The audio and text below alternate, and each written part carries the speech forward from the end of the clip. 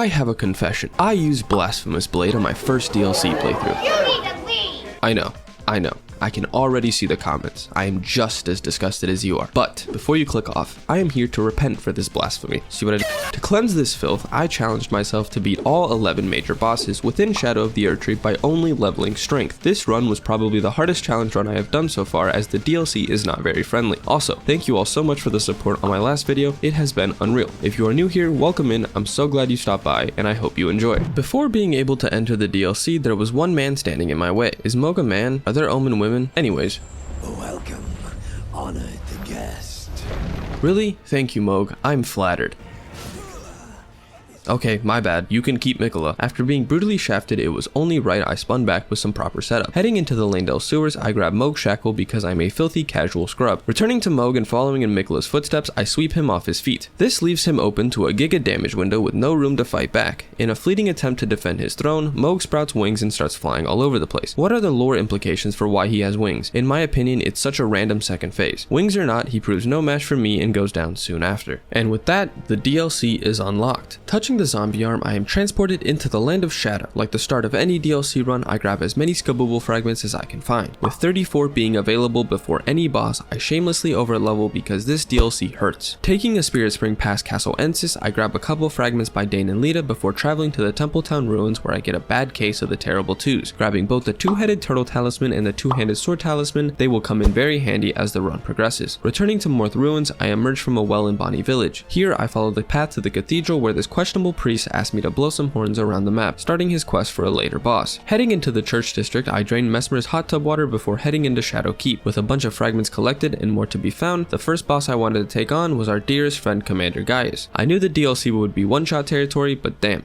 I don't want to do this no more. This fight took me a bit to understand, as I couldn't really make but one mistake or else I'd get laid out. About 15 or so tries under my belt, I started to get the pacing down well and things became easier. I have learned to like this fight over time, and while the hitbox might be goofy out the gate, it is actually quite easy to understand upon subsequent runs. Not much time later, Pigboy goes down, marking the first of 11 remembrances. Let's go! Let's go! That's first boss down! Gaius, being the stingy old man he is, this whole time he was hiding 5 juicy fragments. 5 skibbity bops. Turns out, the commander was far more generous than I had thought. His remembrance gives me the Sword Lance, a very strong thrusting sword and the first of many DLC weapons available to my disposal. This also reminded me of another very strong weapon that could once be crowned king of the DLC. Making a detour to Prospect Town, I grab one of the most broken weapons ever introduced into Elden Ring, the Chicken Wing. Sadly, like all great things, it has since been nerfed and is far less strong than it once was. This doesn't undermine its power, as it is still one of the best colossal weapons in the game. With setup almost complete, my last stop on the Skadoosh Gathering quest ends with the Golden Porcupine in the middle of Shadow Keep. Upon further review, Golden Hippo is overhated. I'd like to think that the hippo was harshly judged too quickly. Most people, including me, thought lowly of the hippo as it had a very large grab hitbox that many people found unfair. However, it is quite easy to avoid if you simply run left or right and dodge. While not perfect or necessarily a good boss, he is an alright boss. A boss that on a first playthrough can be challenging, but soon becomes very understandable and relatively easy. Rocking my new thrusting sword, Impaling Thrust becomes my best friend and the big mammal goes down without a hitch, marking access to future bosses. I cannot say the same for the next boss. Instead of entering Shadow Keep, I return to the church district where I head underground to what I can presume is the meeting place for the Cult of the Sunflower. This place is pretty out of the way to get to. I don't know, I feel like the designers of this place could have been a bit more forgiving with the location. Shadowtree Avatar is the worst boss of this DLC. He's not actually, but I can say with confidence that he was by far the most difficult boss. I'm sorry, the most difficult boss up to this point. I chose to use the Giant Crusher as the avatar only has about 8,000 HP per phase, and what better showcase of strength than big damage. The Crusher was the right choice, but man oh man did its slow heavy attack cause some problems. The first phase was pretty smooth, basically just dodge his spin attack and I would be able to punish him with a full charge heavy immediately entering phase 2. Here is where things got difficult. It wasn't until my last few attempts where I figured out you could actually just get a jump attack at the start, but something about his attacks just make phase 2 so much more involved. It definitely doesn't help that any one attack would be instant death. Thankfully, I was doing plenty of damage and it was only a matter of time before entering phase 3. Almost 100% of the time, phase 3 begins with the big AoE nuke, an attack that can be simple yet unforgiving knowing as if I don't avoid the attack properly, it would be GG's. How many people got hit by the explosion considering the light beams are actually slightly delayed behind the bubble AoE? I know I did. Even with all my gripes, this boss is still really cool. From the design and beautiful OST that honestly invokes sadness by the final phase, to the simple yet surprisingly challenging moveset. FromSoft definitely knocked it out of the park with the Shady Sunflower. However, all good things must come to an end, and channeling my inner gardener, I got one more big heavy attack and the weeds were dealt with. Let's go! Woo! Alright, there we go. Returning to Roundtable Hold, the Sunflower's Remembrance gave me a new colossal weapon, his head. A bit graphic if I say so myself, but I know just the guy to face next. Taking a long trip south and heading deep underground, I entered the Stone Coffin Fissure. If you think this place is Satan's ass crack on a normal playthrough, on this run, oh lord. At the end of the fissure, I take a plunge and confront the Slug Knight. The Sunflower Blossom is the perfect weapon to use against him as he is very weak to holy and strike damage, so we should be doing some good damage. Oh yeah, that is juicy. I was worried that the slower attack speed would cause some issues due to how fast he can run around. However, the knight does leave some good openings, especially after his big horse combo. Blessed with RNG, I get arguably the best combos he can do, giving me plenty of damage windows. With a little 2-hit stagger, this might be the fastest knight fight I have done.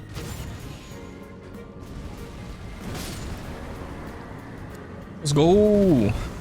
Alright, keep pressing down. It's another one down, baby. Taking care of our boy opens up access to Saint Trina. Making like a tier 3 sub, I drink her bathwater and fucking die.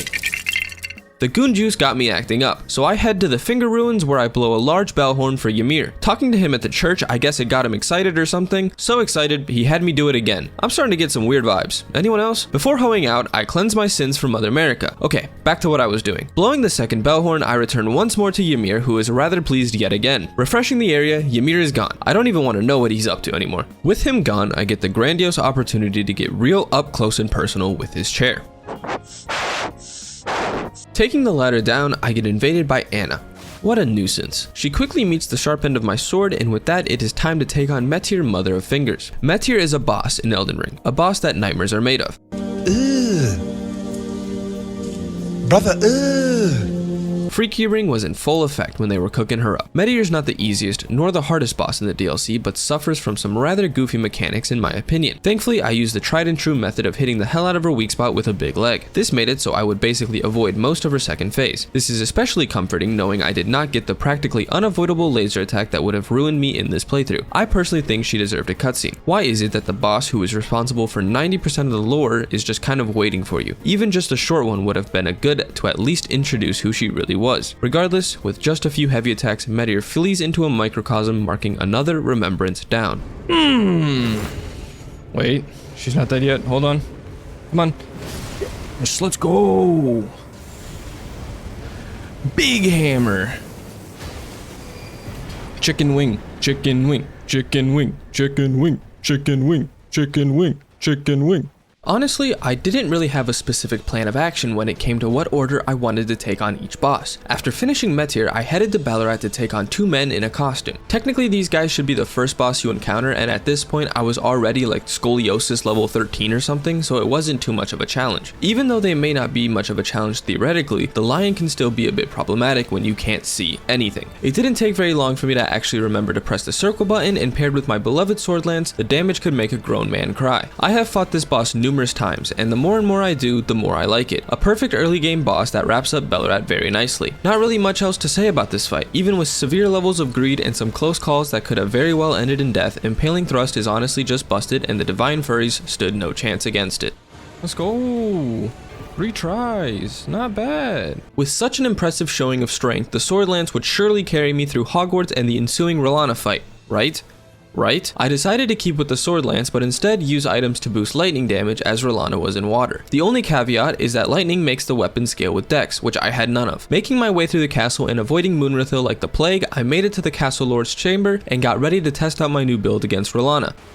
Oh, that is not a lot of damage. R'hllana is by far the most difficult boss in the DLC. Sorry, the most difficult boss up to this point. No, but for real, R'hllana is one mean Moon Knight. I'm going to be very blunt. I suck at this fight.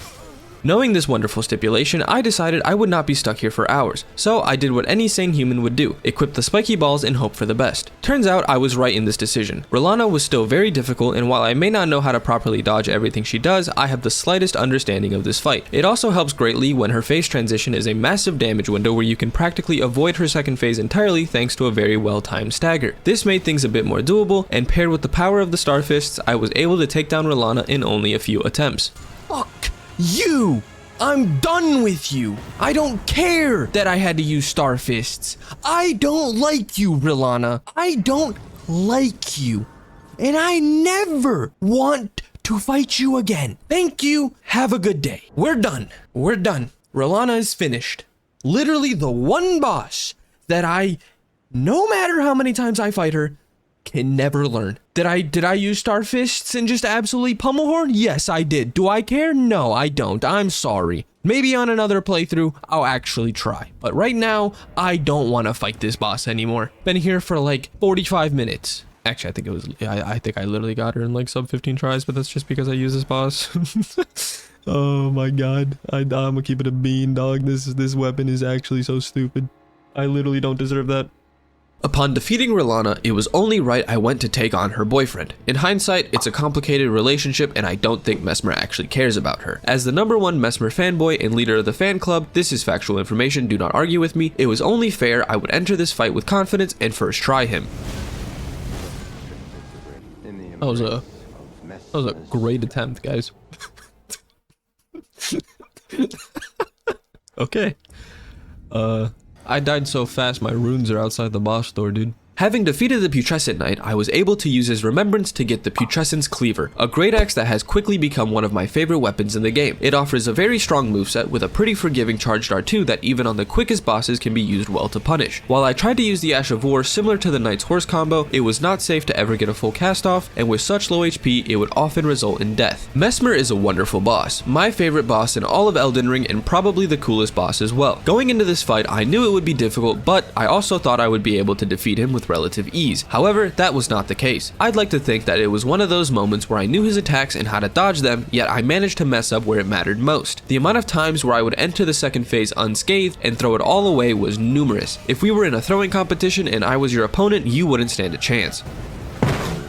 Mesmer was the hardest boss of this DLC so far, and it's kind of ironic because on practically every other playthrough, he is oftentimes one of the easier bosses that I fight. But the more we dueled, the more I began to cook. Like most fights, I was one shot besides the bubble tier, so I had to play pretty well. Of course, I am a master of throws, and obviously I wouldn't be able to flawless him. The more I look back at this fight, the cooler it looks. I think it's something about the way his attacks are that just have so much beauty to them. The big snakes are a bonus too. Eventually, Mesmer met his timely demise to one powerful frog.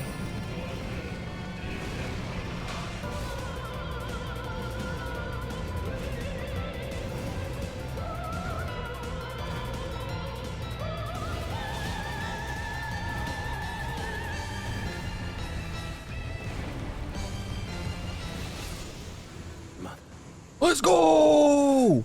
Let's go! He's dead! Woo! Dude, this axe is fun. This low-key might be my favorite weapon from this DLC. This thing is so cool. Look at it. And honestly, it's really good. Like, it is not a bad weapon at all. Abyssal Woods, a beautiful lush landscape perfect for a weekend camping trip. It offers wonderful attractions like this church that dates all the way back pre-Hornsent era, a stunning visual that offers insight to a better time. Don't be afraid to ask the locals of their momentous locations, such as Midra's Manse, a towering mansion deep in the heart of the forest. Once a place of knowledge, now a vessel of madness. Potentially a once-in-a-lifetime experience, don't miss it. If you don't believe me, the occupants love visitors and are very welcoming. If you are interested in experiencing serenity but might not have any way to get here, we offer many means of transportation such as our patented coffin coaster, which takes you down an exhilarating waterfall ride. Once here, just talk to our front desk associate and they will be more than happy with sending you in the right direction. Tell me why it took me a whole YouTube guide on actually being able to find this place, a whole area of the game hidden in the most obscure location. Ultimately, it's very worth it because the Abyssal Woods is one of the coolest locations of any Souls game. A different take on exploration that incorporates stealth and speed wonderfully. People People say it feels empty, and I think they missed the point. This place is horrible, it's dead, and evokes that feeling perfectly. At the end is Midra's manse and Midra himself, another 10 out of 10 boss. Now, in my opinion, Midra suffers from one flaw, his poise. He only has 80, so I, being the Tarnished, had to exploit that. There's only room for one Lord of Frenzy in this town, and I don't plan on leaving. There is probably something wrong about beating on a frail old man, but as soon as he became a floating sun, I think all cards were off the table. Beating Midra to his knees enough times, and the flame of frenzy was extinguished.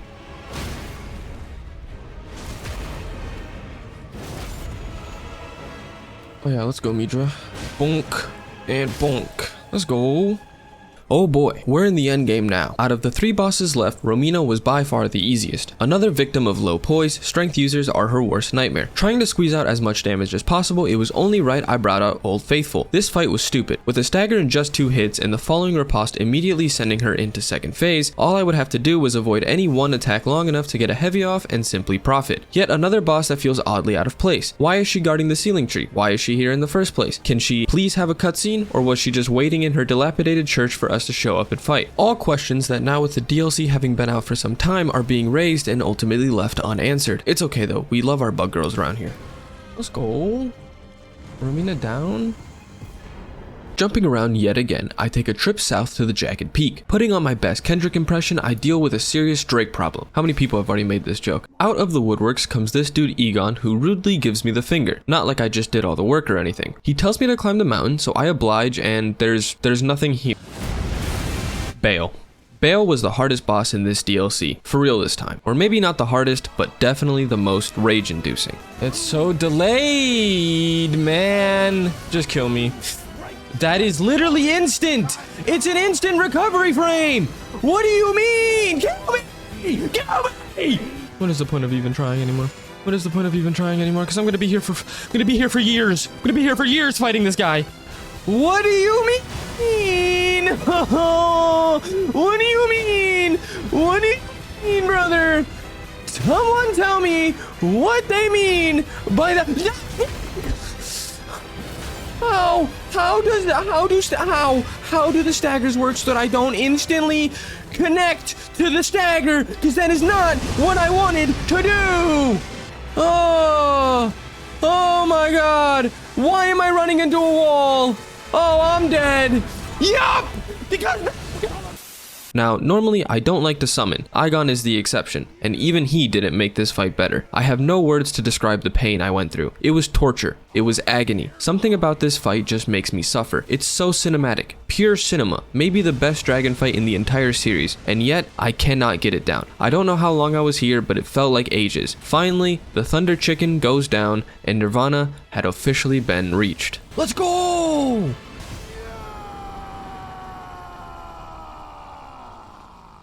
Just kidding, I have to fight Lita now. Burning the ceiling tree and arriving in Enir Elam, it was time to face off against those whom I once called my friends. Except it was a pretty one-sided affair. The Zweihander with Giant Hunt is an NPC killing machine. With just enough mana to constantly use the skill, I basically just stunlocked the both of them to high heaven with no real trouble. Sorry Lita, it didn't have to end this way, but thanks for the code, I really like it. We made it, the final hurdle in my long journey. A journey filled with high highs and very low lows. But that is what Elden Ring is about. The experience one acquires in this game is like no other. My first playthrough, Radahn had me stumped, and I had a fully level character, Blasphemous Blade, and all things to make the game easier. Here I was, about to fight him again with 14 vigor. I don't know where I'm going with this. He still kicked my ass in the next week. Literally, it took me 3 days to fight him. I actually went and checked my deaths before and after I fought him. I ended with 1131 and I started with 928. 203 deaths just to Radahn and that fuck-ass twink Mikola. After having fought him at this low of HP, where any of his melee attacks would absolutely destroy me, he is no joke. This run completely changed the way I could fight him. See, everyone knows cross slash. The problem?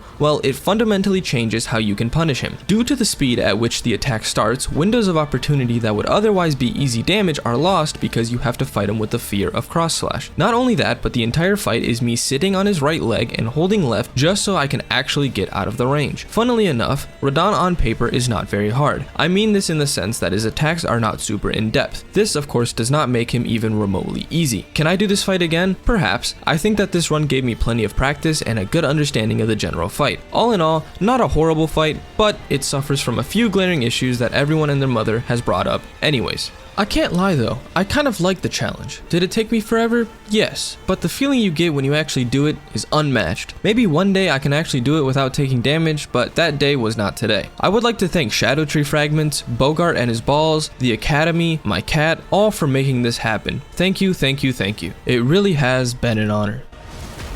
Oh my god. Finally. He's dead. He's dead, dude. Oh my god. I did it. Oh my god. It wasn't no hit, but I did it. Oh my goodness. It's done. It's done. It's done. That marks the end of the run. If you enjoyed and want to see more, please consider checking out one of the following on screen now. Thank you, catch you later.